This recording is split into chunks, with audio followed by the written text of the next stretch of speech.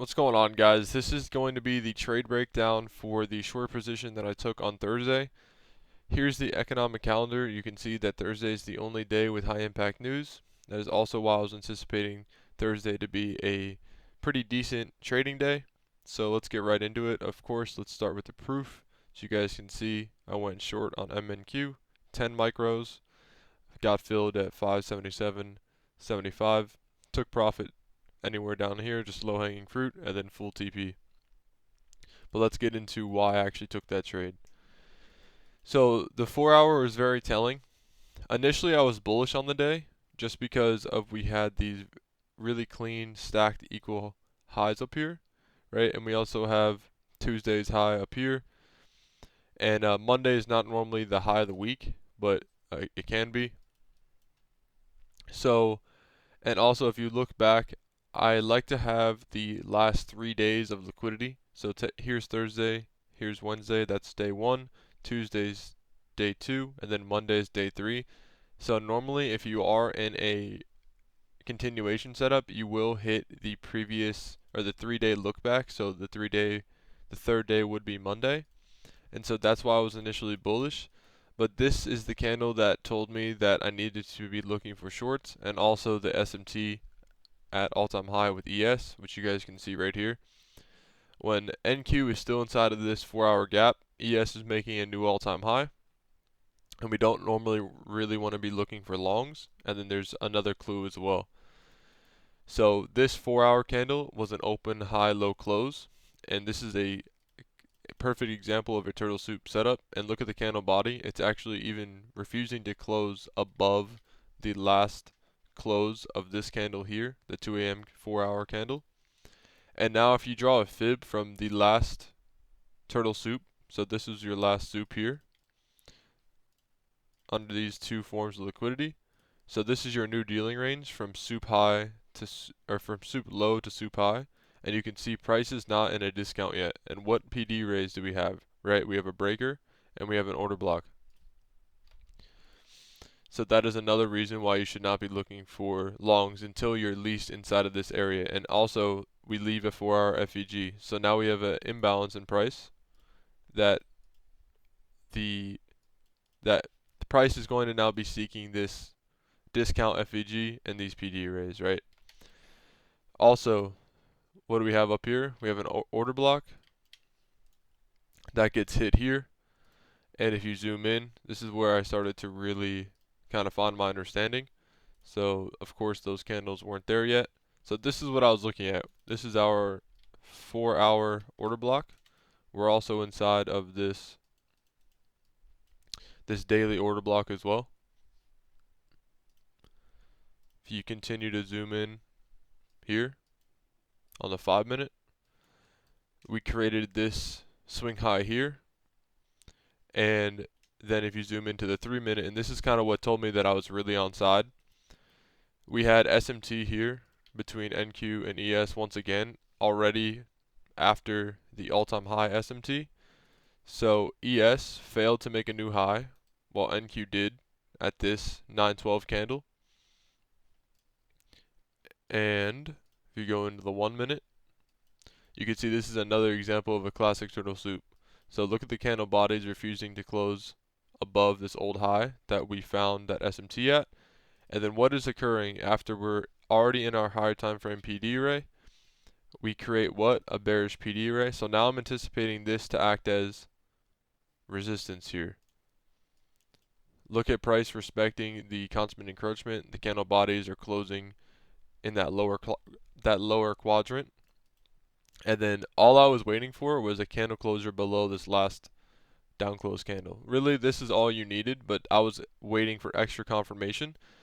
And I just went short as soon as we came back up into these 3 up close candles. I was anticipating this to act as a propulsion block. And you can see that this high of this order block was never broken, right? And that's kind of exactly what you want to be seeing. It just continued to hit the CE of this 1 minute SIBI, and I entered right here at 9:27.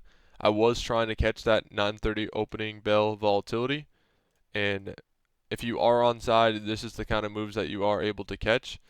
But let's go over why I was so confident into this entry, not just because of the entry model, because any entry model works, and that's what I'm trying to stress to you guys in these videos. We had our higher time frame draw marked out, right? We had, this was an EQ, we have weekly open down here, and we also have what? We had high impact news at 8:30. So if we zoom out, where's 8:30? 8:30 low right here.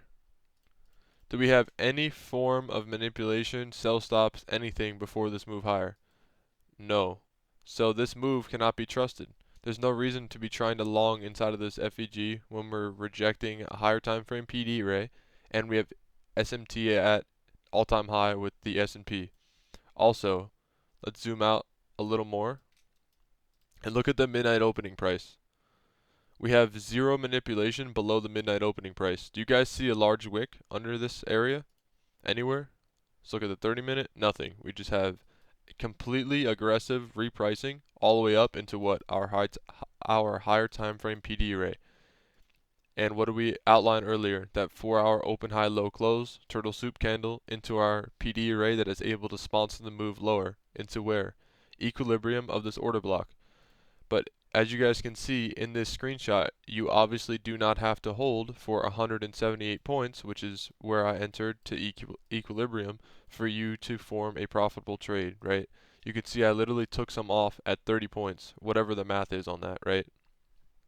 I took a partial off here, and then I targeted my stacked relative equal lows from the 8:30 low, and that's all you need. And also, look how clean these lows are. Let's remove this black line. Look in this area. ICT always says, let's just make it this. ICT always says how smooth edges like to become, or like to be made jagged. Look how smooth these are, right? This also is your 1 minute original consolidation with what? Your 8:30 low. Look how stacked all of these relative equal lows are. That's just an easy low resistance liquidity run. And how do you know it's low resistance? Look at how price just knifes through this area, right? And if I continue to play price, look what happens.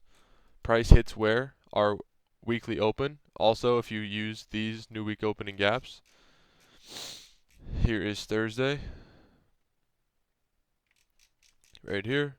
Where are we bouncing from? New week opening gap, right here, right before equilibrium, right at weekly open. Where do we reprice to? Equilibrium of this area. This is not a breaker. Equilibrium, and then we go back to our actual equilibrium of that dealing range that we outlined earlier, and then you guys can see the move's pretty much done. This is it. It chops the rest of the day. Why? Because the price targets have already been met for the day. Yes, you could have longed down here, but you obviously don't want to be chasing shorts, right? And that's what I kind of want to be stressing. We already at our area where we could be bouncing from. Higher time frame breaker, order block, equilibrium. There's no reason to be tracing shorts anymore. You missed the move, and that's completely okay. And you can see this has actually offered a really nice long setup if you were interested in that.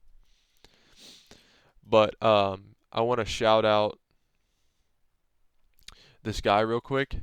He made this beautiful post right here. This is what I was referring to earlier. So he says, aggressive midnight opening price with no manipulation. Anticipate a New York reversal at a higher time frame PD rate. Aggressive midnight open with no manipulation. Price did not go below the midnight opening price during the London session. Anticipate a New York reversal. We can only anticipate a reversal from what? A higher time frame PD rate that is able to sponsor the move. What is the most probable higher time frame PD rate? Breaker and an order block. What do we have? We have a 4-hour order block inside of a 4-hour FVG. And if you draw out the consummate encroachment of this, look at the candle bodies on that 50% of that FVG, right? So that is why I was able to trust my 1 minute entry all the way up at pretty much the high of this move. And I took profit at low, easy hanging fruit, right? But that is the entire framework behind the trade. This is a great profit target. You guys can see higher time frame PD rate in a discount is what you want to be targeting, or of course RR, however you want to take profit.